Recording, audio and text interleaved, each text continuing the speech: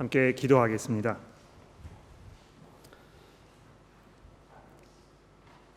하나님 아버지, 하나님께서 저희들을 그냥 어둠 가운데 내버려 두지 아니하시고 주의 말씀으로 부르셔서 그리스도를 알게 하셨으니 감사합니다.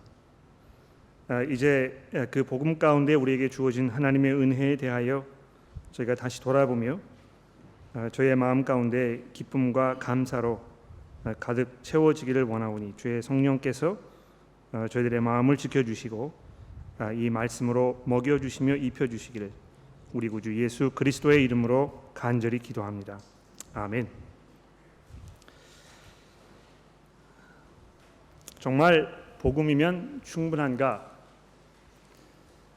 이런 질문은 어떤 면에서 너무 식상하고 또 너무 당연한 질문이 아닌가 이렇게 생각을 할지 모르겠습니다.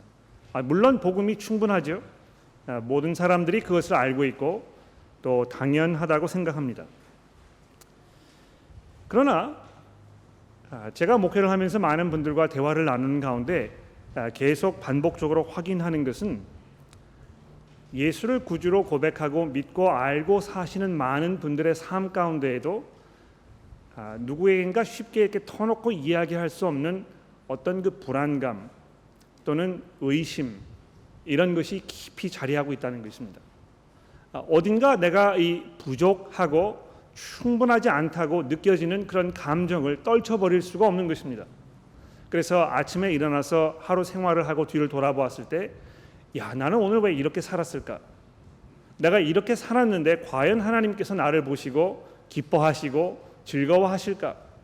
내가 그분 앞에 오늘 지금 나가 서게 되면 정말 하나님께서 나를 보시면서 잘했다고, 정말 나의 자녀다운 삶을 살았다고 이렇게 칭찬하실까? 이런 것에 대한 그 불안감이 많은 분들의 삶 가운데 자리하고 있는 것입니다. 고린도 이 갈라디아 교회의 성도들도 비슷한 상황 속에 있었던 것이 분명합니다. 이들이 분명히 예수를 알고 사도 바울을 통해서 복음을 접한 후에 그리스도인의 삶을 살고 있었던 것이 분명합니다만 바울 사도가 거기에서 다른 데 이제 사역하기 위해서 떠나갔을 때에 그 후에 온 사람들이 갈라디아 교회 성도들에게 이렇게 이야기한 것입니다. 예수를 아는 것은 좋은데 거기에다가 조금 더 무엇인가를 첨가해야 되지 않겠습니까? 우리는 유대인이기 때문에 할례를 받아서 정말 아브라함의 자손이고 하나님께서 아브라함에게 하셨던 그 약속이 우리의 약속인 것을 우리가 확신하기 때문에 여러분들도 할례를 받으셔야 하겠습니다. 그 이야기를 들은 갈라디아 교회 성도들이 마음이 좀 불안해지기 시작한 것입니다. 정말 그럴까? 실제로 내 삶을 돌아보니까 이 복음만으로는 충분하지 않게 느껴지는 것입니다. 또 지금 현대를 살아가고 있는 많은 그리스도인들도요, 이렇게 주위를 돌아보면서 나보다 훨씬 더 신앙생활을 잘하는 성숙하고 더 영적으로 보이는 그런 사람들의 모습을 바라보면서 내 스스로를 비교하게 되고 그러면서 질문하는 것이죠. 나도 저 사람처럼 저렇게 돼야 되지 않을까? 나도 방언을 해야 되지 않을까? 나도 어떤 그 특별한 은사를 가지고 있어야 되지 않을까? 나도 이 죄의 문제로 이렇게 너무 심각하게 고민하지 말고 저 사람처럼 아주 담대하게 쉽게 하나님을 위한 결정들을 내가 금방금방 내리면서 이렇게 살아가야 하는 것이 아닐까? 이런 질문들을 하게 되는 것입니다. 그러다가 그런 고민 가운데 있을 때에 선뜻 우리 교회를 좀 한번 와보실래요? 우리 교회에 오셔서 이러이러한 것을 하시면 그런 부족한 부분이 충분히 만회될 수 있습니다. 이런 이야기를 들으면 이제 굉장히 귀가 솔깃해지는 것입니다. 그렇지, 바로 내가 찾던 것이 거기에 있는 것인가 보다. 내 삶 속에 이 충분하게 느껴지지 않던 어떤 그 확신과 또 기쁨과 또 감사와 하나님과 깊은 영적 교감 이런 것이 거기에 가게 되면 내게 주어질 것 같다. 이런 그 기대감을 우리가 갖게 되는 것입니다. 적어도 제가 알기로는요, 많은 교회 분들이 그 어떤 하나님과의 더 밀접하고 더 가차운 그런 느낌, 이런 것들을 누리기 위해서 굉장히 열망하고 또 안타까워하시는 것을 제가 많이 경험하게 됩니다. 실제로 살아가면서 목사님 제 신앙이 왜 이렇게 너무 드라이하고 너무 건조하고 거기 형식적으로 자꾸 나가는 것 같고 기쁨이 없는지 모르겠습니다. 어떻게 하면 이 기쁨을 좀 누릴 수 있을까요? 어떻게 하면 정말 영적인 그런 삶을 살 수 있는 것입니까? 이렇게 안타까운 마음으로 질문을 하십니다. 예수를 믿는 것이 우리에게 구원을 가져다 준다는 것을 우리가 알고 있으면서도 우리 마음 한구석에 그것만으로 충분하지 않은 것 같다는 어떤 일말의 불안감, 이런 것들이 많은 분들의 삶 가운데 자리하고 있는 것을 우리가 확인해 볼 수 있는 것입니다. 오늘 본문 말씀을 통해서 사도 바울이 이 갈라디아 교회 성도들에게 뭐라고 말씀하시는 것입니까? 가장 처음부터 간략하게 이 요점을 정리해 드리면, 복음을 듣고 믿는 것, 그것으로 충분하다는 것입니다. 이 사실을 사도 바울이 이제 계속 강조해서 우리에게 말씀할 것입니다. 여러분도 갈라디아서 본문 말씀을 보시면서 여러분 개인적인 삶 가운데 혹시 그러한 염려와 의심과 불안과 공허함과 이런 것이 자리하고 있지 않은지 살펴보시고, 또 그런 것에 대해서 하나님께서 오늘 이 갈라디아서의 말씀을 통해서 우리에게 무엇을 약속하고 계시는지 다시 한번 확인하는 그런 시간이 되시기를 바랍니다. 자, 3장 1절에 보십시오. 사도 바울이 뭐라고 시작을 하고 있습니까? 이 어리석은 갈라디아 사람들이요, 어떻게 이렇게 여러분들은 멍청한 것입니까? 굉장히 아주 강한 어조로 사도 바울이 이야기하고 있는데요, 얼마나 이 문제가 심각했으면, 얼마나 이것이 중요한 문제였으면, 이 문제에 대해서 사도 바울이 얼마나 중요하게 생각하고 있었으면 이렇게 강한 어조로 갈라디아 교회 성도들을 지금 대하고 있겠습니까? 그냥 별로 그렇게 중요하지 않고 그냥 쉽게 넘어갈 수 있는 문제였으면 여러분 그렇게 하지 마시고요, 제 말을 좀 들어보십시오, 이렇게 좀 말을 순화해서 이야기했을 것입니다. 그러나 그렇게 하지 아니하고 여기 뭐라고 이야기합니까? 이 어리석은 사람들이요, 예수 그리스도께서 십자가에 못 박히신 것이 너희 눈앞에 보이거늘 누가 너희를 꾀더냐, 이렇게 한탄하고 있습니다. 여기 보시면 이제 개역 개정으로 번역을 할 때 예수 그리스도께서 십자가에 못 박히신 것, 이렇게 이제 풀어 가지고 번역을 해 놨는데요, 사도 바울이 여기서 지금 이야기하는 것은 예수 그리스도, 즉 십자가에 못 박히신 그분이 여러분의 삶 가운데 아주 분명하게 드러난 것이 아닙니까? 이렇게 지금 이야기하고 있는 것입니다. 그렇습니다. 이 갈라디아 사람들은요, 바울 사도를 통해서 복음을 전해 들은 것입니다. 그리스도께서 이들의 죄를 위해서, 하나님의 형벌을 감당하시기 위해서, 하나님의 진노를 진정시키기 위해서 지금 십자가 위에 자기의 목숨을 내어놓으셨다고 사도 바울이 지금 설명한 것입니다.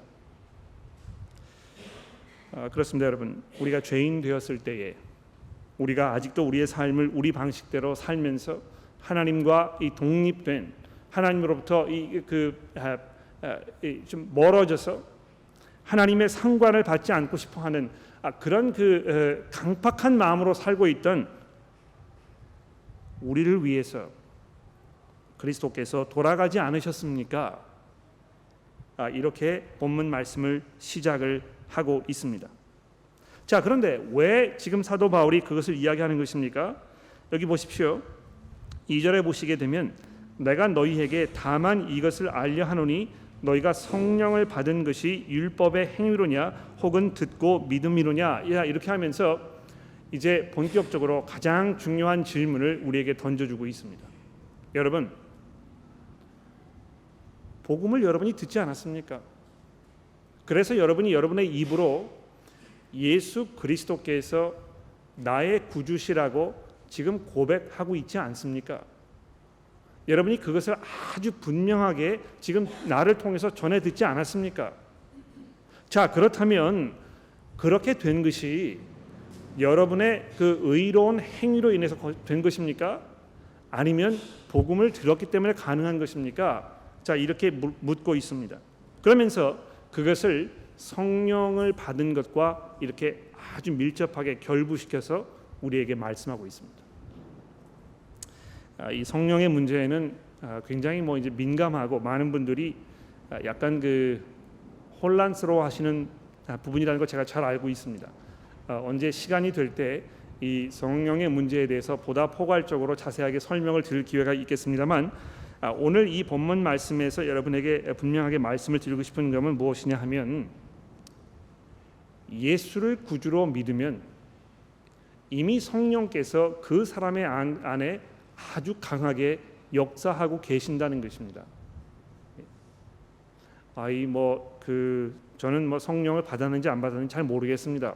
제가 예수께서 내 구주시라는 건 내가 알고 있지만 성령을 받으면 겉으로 이러이러한 것들이 드러나야 되지 않겠습니까? 방언을 하기도 해야 될 것이고, 기쁨과 감사가 충만해서 정말 그 영적으로 가득한 풍성한 그런 그 능력의 삶을 살아야 되지 않겠습니까? 그런데 제 삶을 돌아보니까 좀 그렇지 않은 것 같아요. 제가 예수께서 나의 구주시라고 고백합니다만, 저는 그저 형식적으로 삶을 사는 것 같고, 삶이 공허하고 기쁨이 없고 그렇습니다. 제가 성령을 받았는지 안 받았는지 확신을 할 수가 없는 것입니다. 이렇게 고민하고 계시는 분들 계시면 사도 바울이 여기서 하는 이 말씀을 잘 들어보십시오. 내가 너에게 다만 이것을 알려 하노니 너희가 성령을 받은 것이 율법의 행위로냐 혹은 듣고 믿음으로냐. 이렇게 하면서 이 뻔한 질문을 지금 하고 있는 것입니다. 당연히 복음을 들었기 때문에 여러분이 성령을 받은 것이 아닙니까? 이렇게 지금 이 논리를 전개해 나가고 있는 것입니다. 그렇습니다, 여러분. 예수를 구주로 고백할 수 있는 것은요, 성령께서 여러분과 저의 삶 가운데 그렇게 할 수 있도록 해 주시기 때문에 가능한 것입니다. 그래서 사도 바울이 이 성경의 다른 부분, 고린도 후서라든지 에베소서라든지 또 로마서라든지 이런 그 여러 군데에서 성령에 대해서 이야기하면서 주의 성령이 아니고는 예수 그리스도를 구주로 고백할 수 없다고 아주 분명하게 이야기하고 있습니다.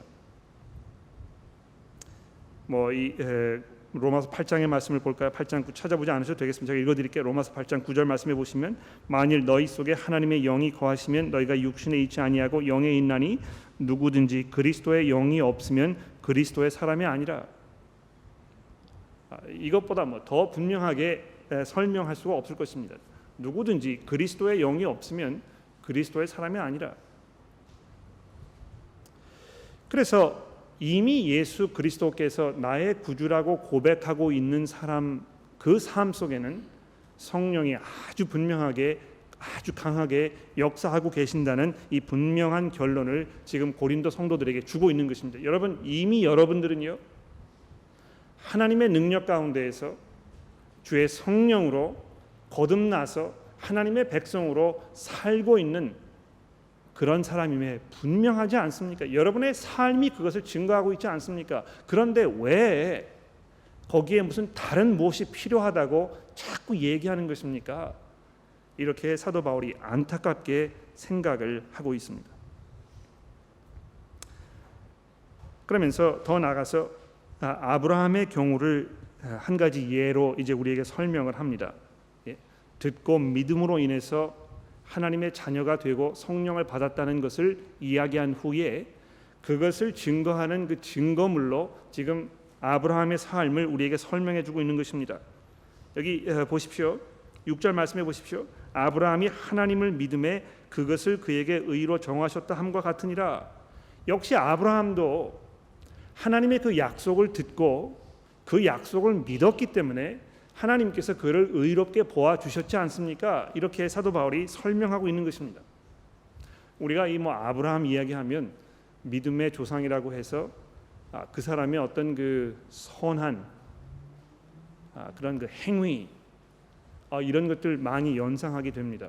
얼마나 그가 순종하는 삶을 살았는지 이야기하면서 그 이삭을 지금 하나님께 바치는 그 놀라운 행위를 한 것 아닙니까? 이렇게 이야기하는 것입니다. 그런데 여러분 창세기의 아브라함에 관한 기록을 쭉 읽어보면 아브라함이 그렇게 대단한 사람이 아니었던 거 우리가 알 수 있습니다. 여러분 야곱이 그러지 않았습니까? 하나님께서 아브라함과 이삭의 야곱의 하나님이라고 해가지고 야곱이 참 대단한 그런 삶을 살았던 사람처럼 우리가 이해하고 있습니다만, 우리가 지난번에 그 창세기 시리즈를 하면서 말씀드렸듯이 야곱처럼 교활하고 계산적이고 도덕적으로 많은 문제가 있었던 그런 사람이 없었던 것입니다. 아브라함도 별반 다르지 않았습니다. 그러나 아브라함에게 있어서 한 가지 분명한 사실은 무엇이었습니까? 하나님께서 그에게 약속하셨을 때 아브라함은 그 약속을 믿었다고 성경이 증거하는 것입니다. 아브라함이 하나님을 믿음에, 즉 하나님의 그 약속을 믿음에 하나님께서 그것을 그에게 의로 정해 주셨다, 이렇게 말하고 있는 것입니다. 그러면서 아브라함과 마찬가지로 하나님의 약속을 믿음으로 받아들이는 그 사람이 바로 아브라함의 후손인 것을 이 6절부터 9절 말씀에 지금 설명하고 있는 것입니다. 여러분 이 보십시오. 갈라디아 교회에 예루살렘에서 내려온 그 사람들이 뭐라고 얘기했겠습니까? 여러분 할례를 받으셔야 합니다. 우리 이스라엘 사람들처럼 여러분도 할례를 받으셔야, 그래야 하나님께서 아브라함에게 하셨던 그 약속의 계승자가 될 수 있습니다. 예수를 믿은 것은 충분합니다만 거기에 덧붙여서 할례를 받아야 하나님께서 아브라함에게 약속하셔서 그 후세로 모든 사람들에게 전해지는 그 약속에 여러분도 참여할 수 있는 것입니다. 이렇게 이야기하고 있는 것입니다. 그래서 사도 바울이 그게 아닙니다, 여러분. 하나님의 계획은 할례를 받아서 이스라엘 사람이 되는 것으로 하나님의 약속을 누리는 것이 아니고 예수 그리스도의 복음을 들어서 믿음으로 하나님의 약속을 의지함으로 그 아브라함의 후계자가 되는 것입니다. 이렇게 지금 설명하고 있는 것입니다.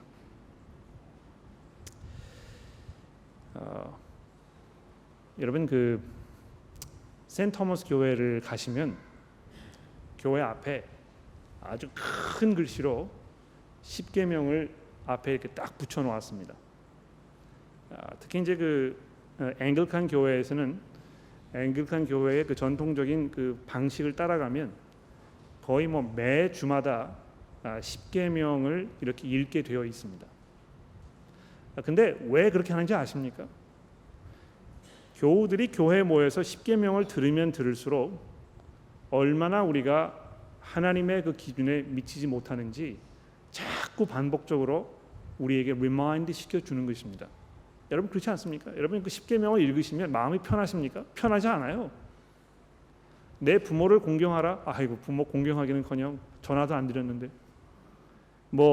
살인하지 말아라. 살인은 제가 안 했습니다만 미워하는 사람들이 얼마나 많은지 모릅니다. 교회에 오면 그 사람이 미워가지고 그 옆에 가서 앉지도 않아요. 도둑들 하지 말아라. 제가 어디 숍에 가서 이렇게 물건을 훔치진 않았습니다만 저 세금 안 내요. 어떻게 해서든지 안 내려고 발버둥 치는 것입니다. 십계명을 읽으면 읽을수록 우리는 그 십계명이 요구하는 삶을 살 수 없다는 것을 우리에게 확인시켜 줍니다.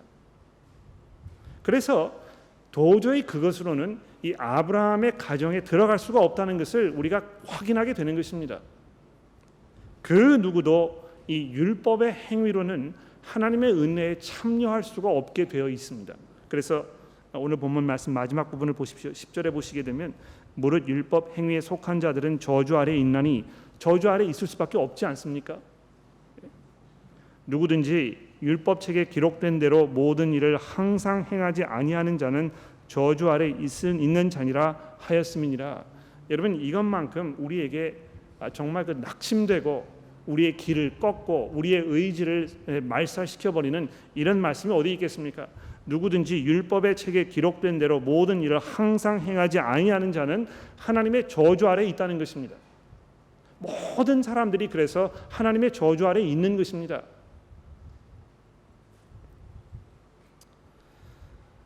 그러나 하나님 앞에서 아무도 율법으로 말미암아 의롭게 되지 못할 것이 분명하니 이는 의인은 믿음으로 살리라 하였음이니라. 자, 여기에 이 희망의 빛이 비치고 있습니다. 의인은 믿음으로 사는 것입니다. 즉 다시 말해서 하나님께서 우리에게 하시는 그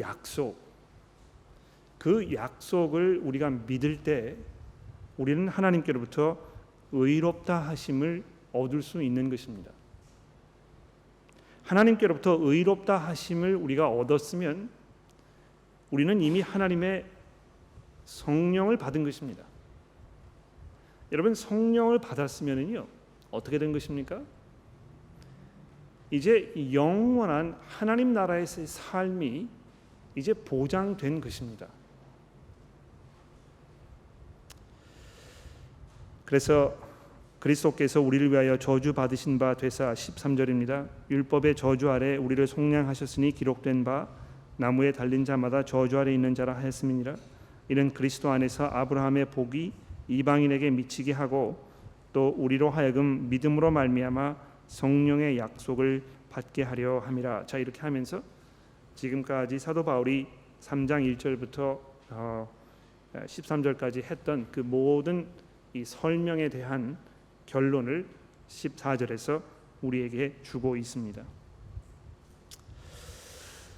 자, 이것을 우리가 근거로 해서 두 가지 굉장히 중요한 그런 그 이슈를 조금 다루어 보아야 되겠습니다.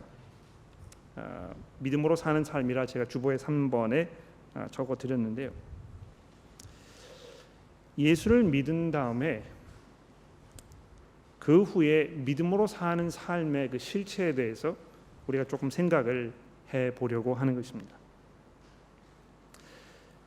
우선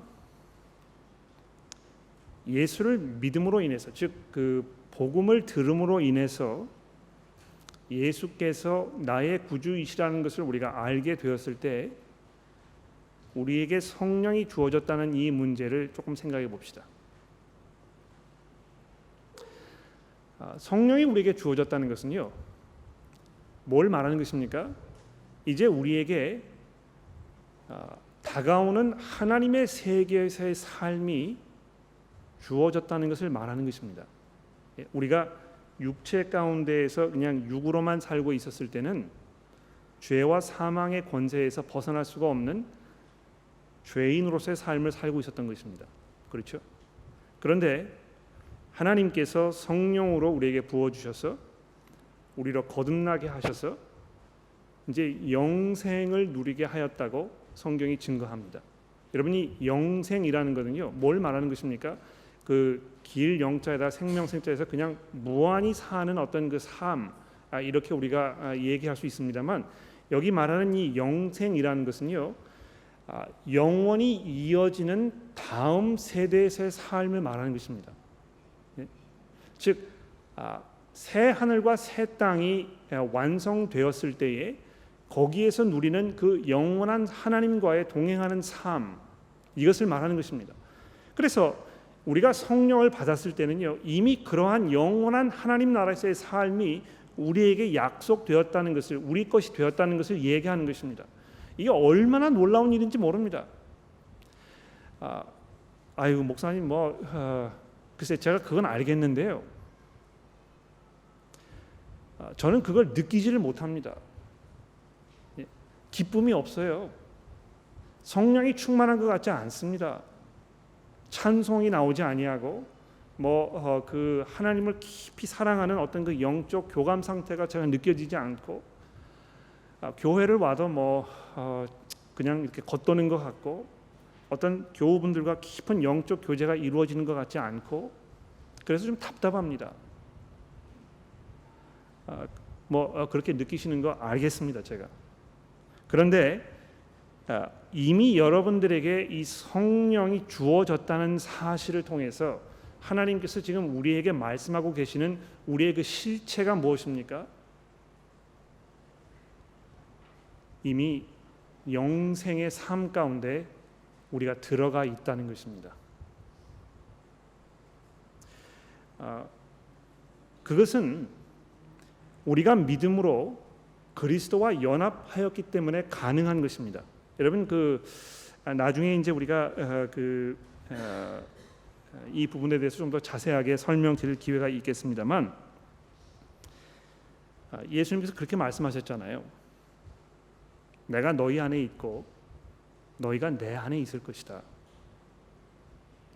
그래서 우리가 그냥 우리 독자적으로 서 있는 것이 아니고요, 예수 그리스도와 하나가 된 것입니다. 그것이 우리의 실체입니다. 그리스도께서 그러므로 누리시는 그 모든 영광과 권세와 능력과 하나님의 아들로서 가지시는 그 모든 것들이 이미 우리 것이 된 것입니다. 여러분과 저는 이미 그것을 누리고 있는 것입니다. 그것이 우리의 실체입니다. 그것이 하나님께서 복음을 통해서 우리에게 주시는 그 약속인 것입니다. 아유, 목사님, 그런데 모르겠습니다. 저는 그 느껴지지가 않아요. 믿어지지도 않습니다.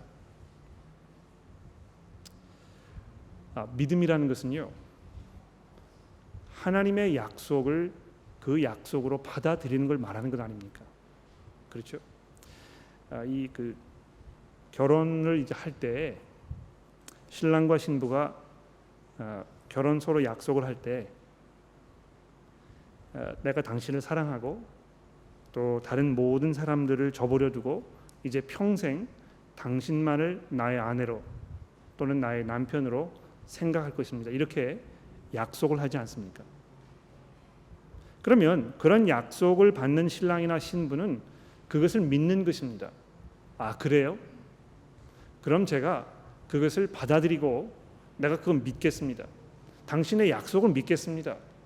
그리고는 평생을 그 약속에 의지해서 살아가는 것입니다. 하나님께서도 여러분과 저에게 뭐라고 약속하십니까? 예수 그리스도를 구주로 고백하는 그 믿음으로 인해서 우리가 그리스도와 연합하게 되고, 그리스도와 연합하게 되었을 때 그리스도께서 누리는 그 모든 영광과 권세와 능력이 우리의 것이라고 하나님 약속하고 계십니다.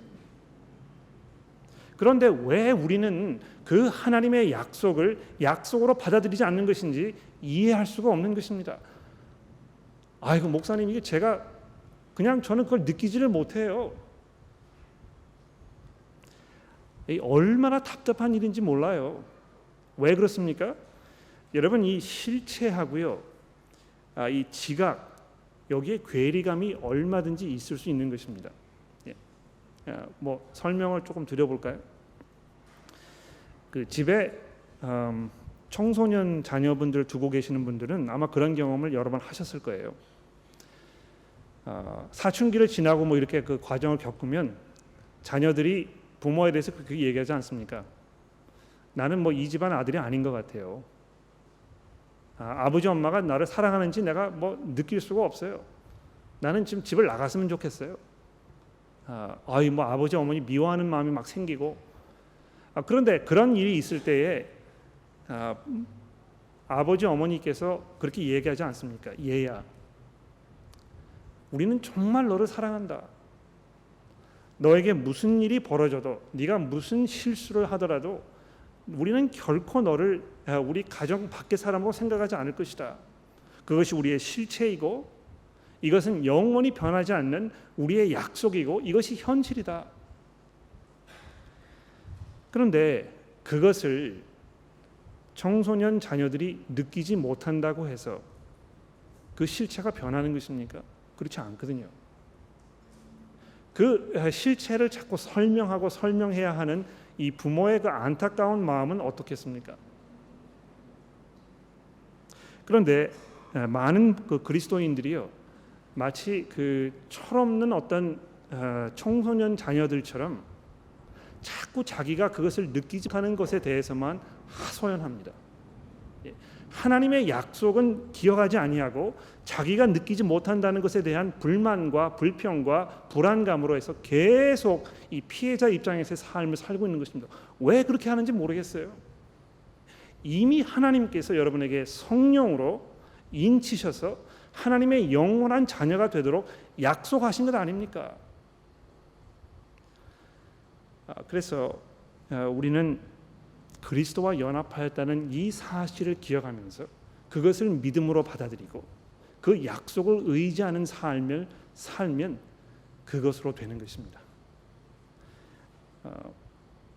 어떤 그 마음속에 확신을 우리가 얻기 위해서 정말 피나는 노력을 하고 뼈를 깎는 어떤 이 불교의 용어로 얘기하면 이제 참선한다고 이제 그러지 않습니까?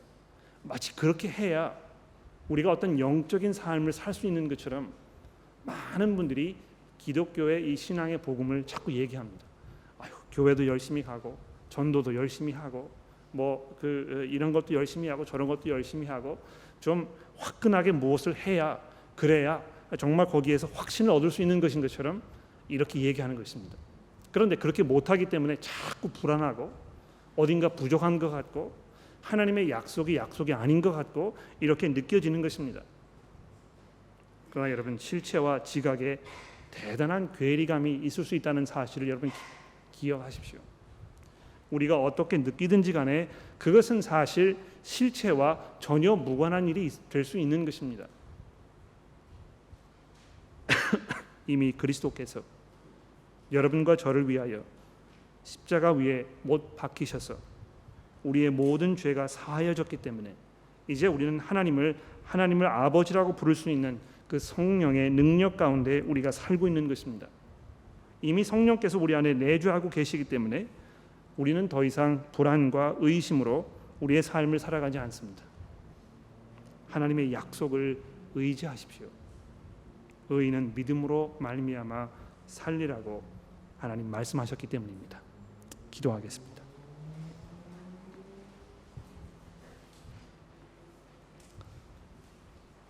하나님 아버지, 오늘 아침 이 시간 저희가 다시 한번 복음을 통해 드러난 하나님의 이 약속을 기억합니다.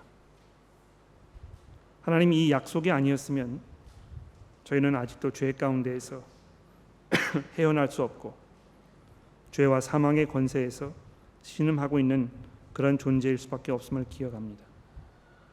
그러나 주의 성령께서 복음의 그 능력의 말씀으로 저희를 부르셔서 저희로 거듭나게 하시고 그리스도를 구주로 고백하게 하셨으니 하나님 감사합니다.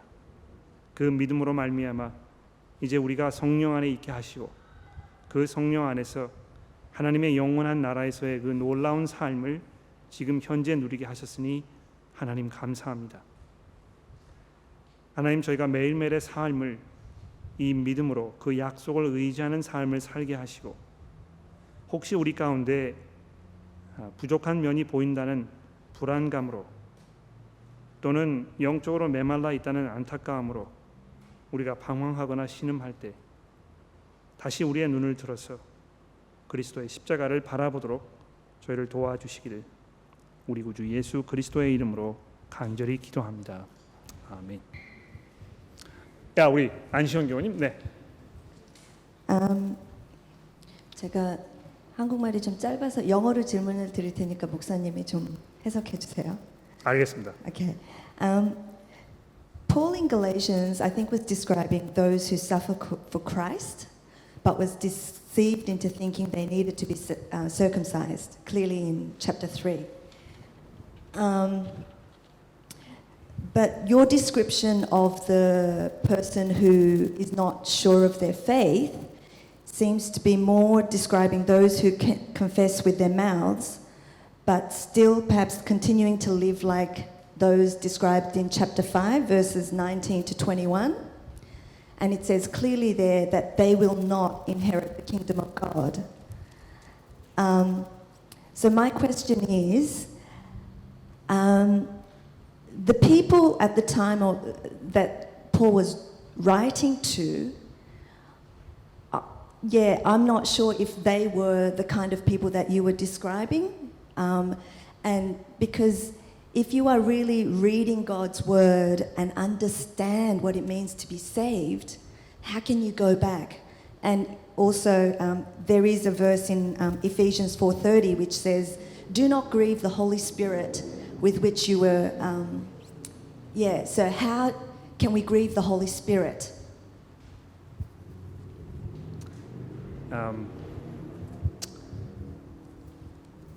제가 잘 질문을 이해했는지 확인해 주세요. 그 갈라디아 교회 성도들의 문제는 경건하게 살지 못하는 데 있었기 때문에 사도 바울이 그 문제를 이야기하는 것이 아니냐. I'm sorry. They were clearly suffering for God. But they were deceived into thinking that they needed to be circumcised on top of that. So they were not, and then Paul describes in chapter 5 that those who live ungodly lives will not inherit the kingdom of God.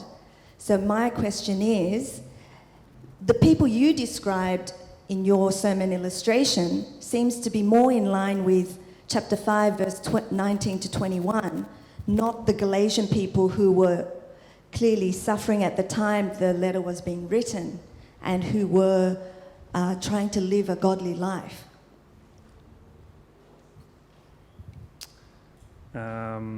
오케이. 제가 질문을 완전히 이해하고 있는지 잘 모르겠습니다만, 그냥 제가 생각나는 대로 답을 드리고, 전혀 엉뚱한 답을 드렸으면 그 점심 시간에 저를 찾아오시면 우리가 좀 더 대화를 할 수 있을 것 같습니다. 그 갈라디아 교회의 성도들의 문제는 이미 예수 그리스도를 구주로 고백한 사람들임에 분명합니다. 그렇죠? 그래서 사도 바울이 여러분이 이미 성령을 받았는데 받은 것이 분명하고 또 그렇기 때문에 예수를 구주로 고백하는 것이 분명한데 여러분 그것이 어떻게 그렇게 된 것입니까? 이제 이런 질문을 하고 있지 않습니까? 사도 바울이 지금 의도하는 바는 하나님의 백성이 여러분이 된 것은 믿음으로 해서 된 것이지 여러분의 어떤 행위로 된 것이 아닙니다. 그런 이야기를 하고 있는 건 아닙니까? 그래서 제가 이제 설교 시간에 아마 그거를 설명을 드렸다고 생각이 되는데 그 전달이 잘 됐는지 모르겠습니다. 그렇게 됐는지.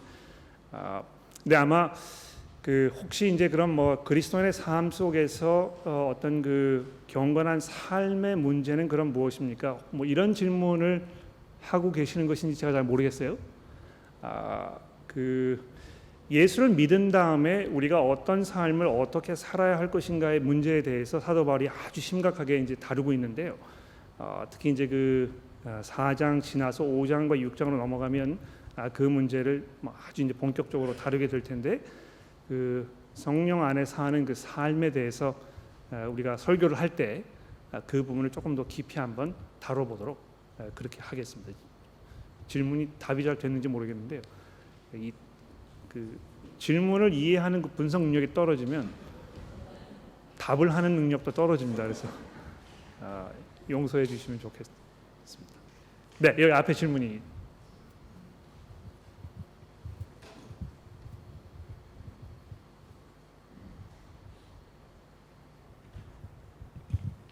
저는 그냥 한국말로 쉽게 질문하겠습니다. 네.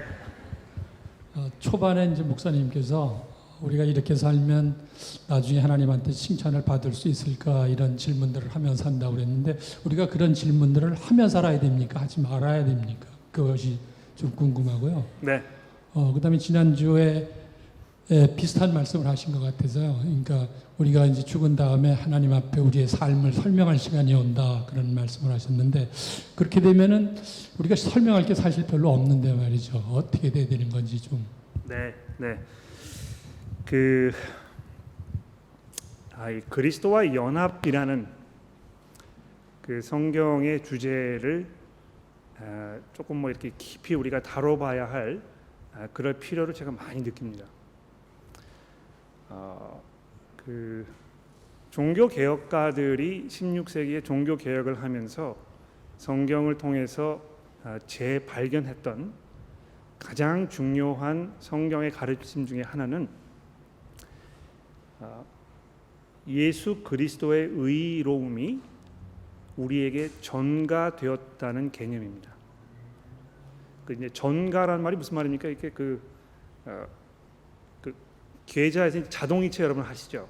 뭐 물값을 내시거나 이제 전기값 내실 때 내가 가지고 있는 계좌에서 그 회사의 계좌로 넘어가도록 이렇게 이체를 하지 않습니까? 바로 예수를 믿었을 때 그런 현상이 벌어진다는 것입니다. 그래서 예수 그리스도의 의가 우리의 의가 되는 것입니다. 그래서 마지막 날에 우리가 하나님의 그 보좌 앞에 나갔을 때 하나님께서 이제 우리를 검증하시고 우리를 심판하시고 이렇게 할 때 하나님께서 우리에게 뭘 보시겠습니까? 예수 그리스도의 의를 보실 것입니다.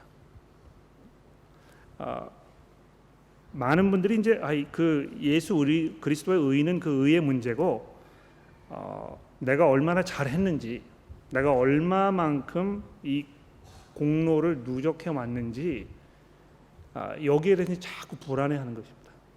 모자랄 것 같거든요. 그런데 성경이 우리에게 이야기하는 바는 무엇입니까? 그리스도와 우리가 연합했다는 것입니다. 그래서 그리스도의 의로 우리가 옷을 입었다는 것입니다. 그러므로 하나님께서 여러분과 저를 의롭다고 인정해 주신다는 것입니다. 핵심 주제 연구를 지난주에 시작하신 교우 여러분들 아마 그거 기억하실 거예요. 하나님께서 우리를 보실 때 누구의 의로 우리를 의롭다고 하는 것입니까? 예수 그리스도 그분의 의로 우리를 의롭다고 하신다는 것입니다. 자, 그런데 그럼에도 불구하고 성경이 분명히 예를 들어서 이제 그 고린도전서 3장이나 이런 데 보면 우리가 지금까지 살아왔던 그 삶 속에서 그리스도의 복음을 위해서 우리가 했던 그런 사역, 이것을 평가받는 날이 올 것이라는 것입니다. 그리스도의 복음을 위해서 내가 한 일이 무엇인지, 그건 이제 구원과 이렇게 결부된 문제가 아니고 우리가 얼마나 충성되게 하나님께서 우리에게 가지고 주셨던 그 책임과 사명을 잘 감당했는지 우리가 보여드려야 할 날이 올 것이라는 것입니다. 그래서 그 고린도서 3장에 보십시오. 어떤 사람들은 하나님께서 이제 그 심판 날에 우리가 그 복음을 위해 살아왔던 삶을 딱 놓으시고 거기다가 이제 그 불을 지르실 거라 그랬거든요. 예? 그러면 다 없어져 버릴 것은 다 없어져 버릴 것입니다.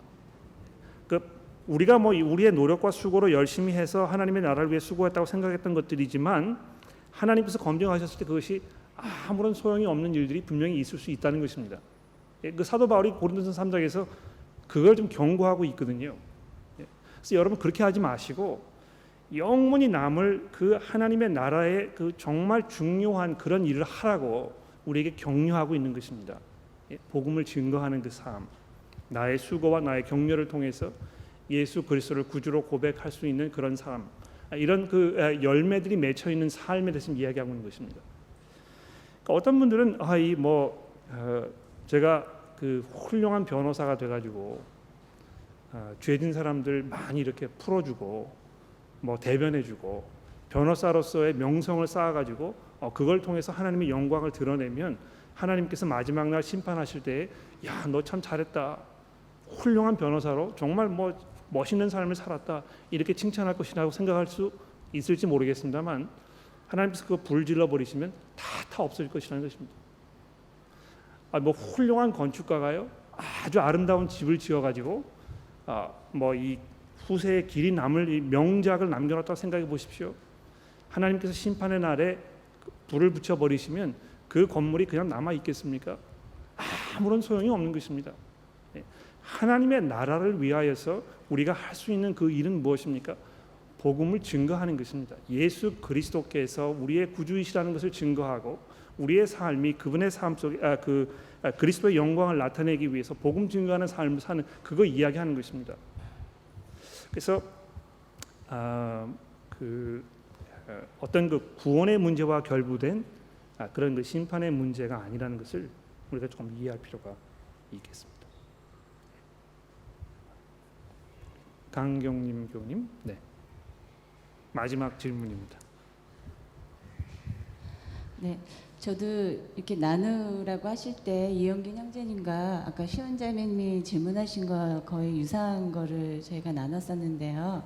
그러니까 저는 갈라디아서 3장 그 3절 말씀에 내가 성령으로 시작하였다가 육체로 마치겠느냐라는 말씀이, 물론 저희의 구원은 오로지 정말 예수님으로만 인하지만 그 플러스 다른 게 있는 건 아니지만 정말 그 구원에 합당한 그런 열매를 맺지 않으면 저희가 입으로 예수를 구주로 시인한다 할지라도 아까 시온자매가 그 언급한 그 5장 19절에 21절 말씀처럼 거기 보면은 21절에 19절부터 쭉쭉 말씀을 하시면서 이런 일을 하는 자들은 하나님 나라를 유업으로 받지 못할 것이라고 말씀을 하셨는데, 그렇다면 그 의미가, 왜냐면 우리 그리스도인들은 그리스도인이 되면서 이제는 우리는 죽은 몸이고 그리스도께서 모든 것을 하신다는 그런 삶을 사는데,